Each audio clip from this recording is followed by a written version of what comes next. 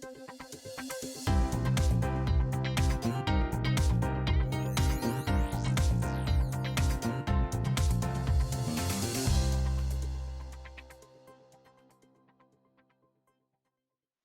Noah. Hey, Noah. Joe and James, hi guys. How are you guys this morning? Good morning. Good. How are you? Doing fantastic. You know, it's great to be here with you guys. I know that we had the whole crew with us when we were promoting the Impractical Jokers movie, and I was that guy that asked you a bunch of the fan questions, or I don't know if you guys remember me, maybe you do, but yes. Yeah, I think so. We're back again. You think so? Uh-oh.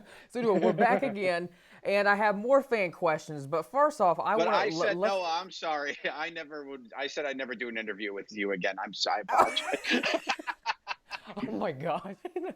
Okay, guys, well, let's go ahead and get started. So this hilarious game show, The Misery Index, it is back for a second season.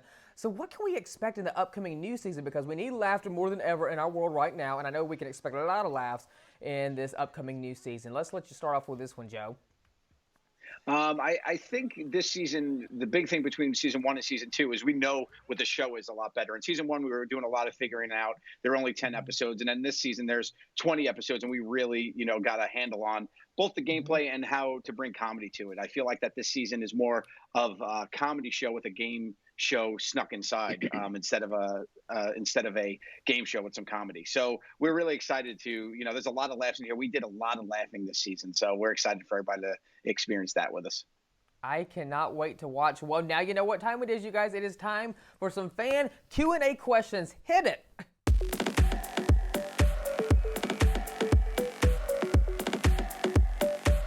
Jeffrey Scott and Cody Smart, they both want to know, how is social distancing affecting the show, if any? I don't know if it's really affecting the show, you guys, because I'm sure you have already pre-taped this, right?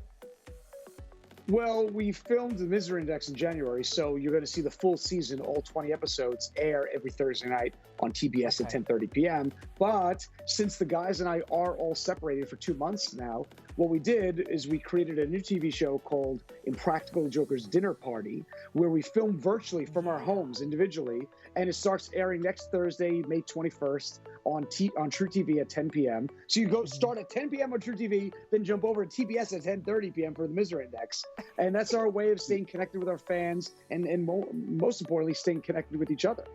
So Amber Marie, she wants to know, what is the best thing about quarantine for each of you and the worst? The best thing about, I'll tell you what, this is a good test of a relationship. I'm engaged. I got engaged in September of last year.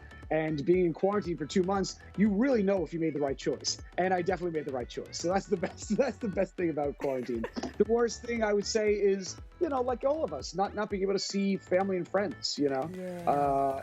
I'm looking very much forward to hanging out with the guys again and seeing my parents again. It's been a while. So the best for me definitely is with my children.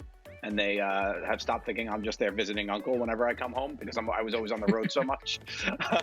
So I think it's nice. I've been home with my kids, and it's been phenomenal to see these two little awesome humans and be there for my wife to help out with stuff. I think the worst part is I'm running out of outfits for tea parties.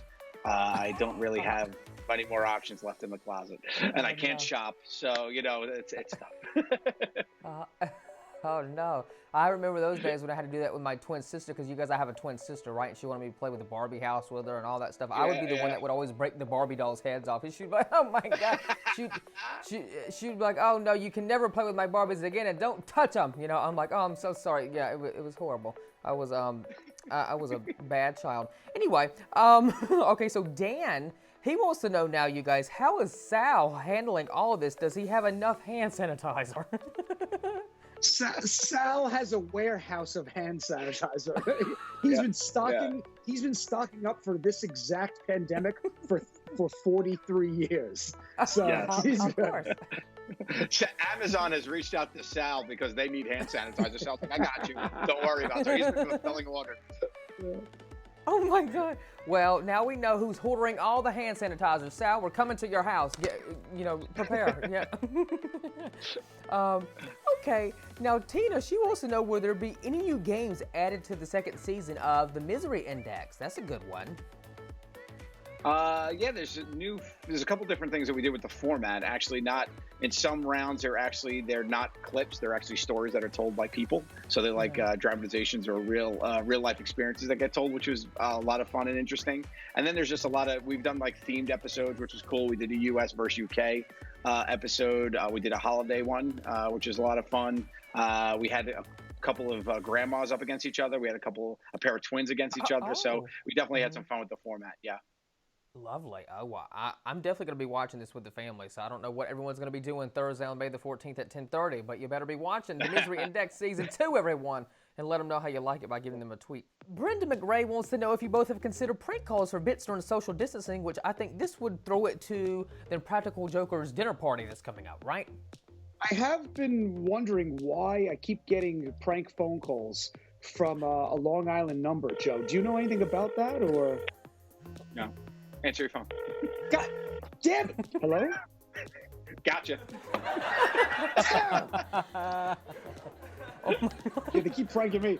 No, that's why we created Dinner Party, was to stay connected with our fans and talk about anything and everything going on in our lives and with each other and to catch up as friends. And it's just like spending a night with your best friends for dinner.